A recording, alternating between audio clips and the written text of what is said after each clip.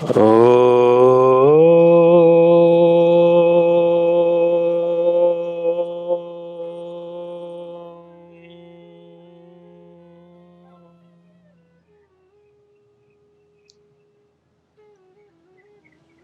मेरे बहुत ही प्रिय और बेहद सम्मानित साथियों, हृदय की असीम गहराइयों से अभिनंदन, बहुत बहुत हार्दिक स्वागत।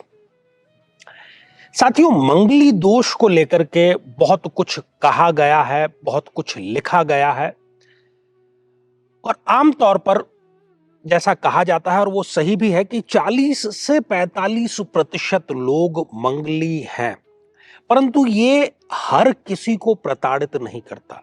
जब विवाह का प्रश्न उत्पन्न होता है, जब जीवन साथी चुनने का प्रश्न उत्पन्न होता है, तब ये सर्वाधिक महत्वपूर्ण प्रश्न हो जाता है। हो सकता है बहुत से लोगों के लिए ये कोई चलताऊ प्रश्न हो या हास्यास्पद बात हो, परंतु कई वर्षों के कुंडली विश्लेषण के पश्चात और ऐसे पीड़ित लोगों से बातचीत और उनके अनुभव जब साझा वो करते हैं, तो उसका निचोड़ यही है कि सबसे समझदारी इसी बात में है कि मंगली दोष का या तो पर्याप्त मिलान कर लिया जाए, उसके बाद विवाह के लिए आगे बढ़ा जाए, या फिर कोई ऐसा उपाय कर लिया जाए जिससे कि मंगल दोष समाप्त हो जाता है और फिर आप आगे उसमें बढ़ सकते हैं। क्योंकि इसकी जो पराकाष्ठा है वो वैधव्य के दंश के रूप में देखी गई है। बहुत संक्षेप में जान लेते हैं। 1, 4, 7, 8 और 12 है। यदि कुंडली के इन भावों में मंगल देव विराजमान है, तो ऐसे जातक या जातिका को हम मंगली कहते हैं, कंसीडर करते हैं, कोई उसमें गलत बात भी नहीं है। परंतु यदि मंगल उस जन्म पत्रिका में मारक ग्रह है और मारक होकर के इन भावों में बैठा हुआ हो, तो उसको हम कई बार डबल मंगलिक, द्विबल मंगली जो है वो कंसीडर करते हैं। अब आते हैं मुद्दे की बात पर।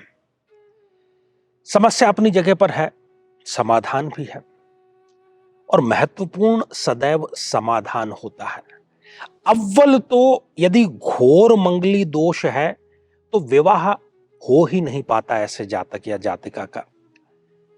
विवाह का कोई प्रस्ताव आता भी है तो बिना किसी कारण के, कोई वाजिब कारण नहीं, बिना किसी कारण के ही या तो ना हो जाती है, या वो फोन उठाना बंद कर देंगे, या कोई जवाब ही नहीं देंगे।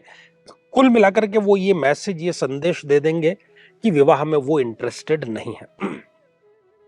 आज इस मंच के माध्यम से, आज इस एपिसोड के माध्यम से, आज इस चैनल के माध्यम से मैं दुनिया का सबसे सरलतम उपाय मंगली जातक और जातिकाओं के लिए बतलाने जा रहा हूं। और यदि मेरा दावा है कि इसको करने मात्र से केवल 7 मंगलवार भी यदि आप इसको कर लेते हैं, ना केवल विवाह का रिश्ता आएगा, बल्कि काफी हद तक यदि आप मंगली हैं तो आप नॉन मंगली के साथ भी विवाह संपन्न कर सकते हैं, क्योंकि इतना अद्भुत इन उपायों का असर है। तो किसी भी मंगलवार से, वैसे श्रेष्ठ तो रहेगा शुक्ल पक्ष का प्रथम मंगलवार, परंतु यदि आप बहुत ज्यादा जल्दबाजी में हैं तो फिर आप किसी भी मंगलवार से इसका प्रारंभ कर सकते हैं।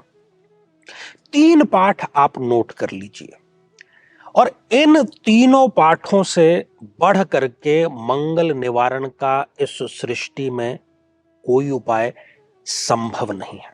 3 पाठ आपके पास में कौन कौन से होने चाहिए? आपके पास में होना चाहिए पार्वती मंगल, आपके पास में होना चाहिए जानकी मंगल, और आपके पास में रामचरितमानस भी होना चाहिए। पर इनका पूरा पूरा पाठ नहीं करना है। रामचरितमानस का जो है वो पुष्प वाटिका जो प्रसंग है, जब भगवान श्री राम और माता सीता प्रथम बार एक दूसरे का दर्शन करते हैं, देखते हैं, और इस पाठ से एक और चमत्कार भी घटित होगा। और वो चमत्कार ये घटित होगा कि आपको जो जीवन साथी मिलेगा वो आपने जो मन में संजोया हुआ है कि ऐसा होना चाहिए, मन के मुताबिक होना चाहिए, वैसा ही आपको जीवन साथी प्राप्त होगा। तो मंगलवार से आपको प्रारंभ करना है ये पाठ, कोई बहुत ज्यादा औपचारिकताएं, कोई बहुत ज्यादा फॉर्मेलिटी की जरूरत नहीं है।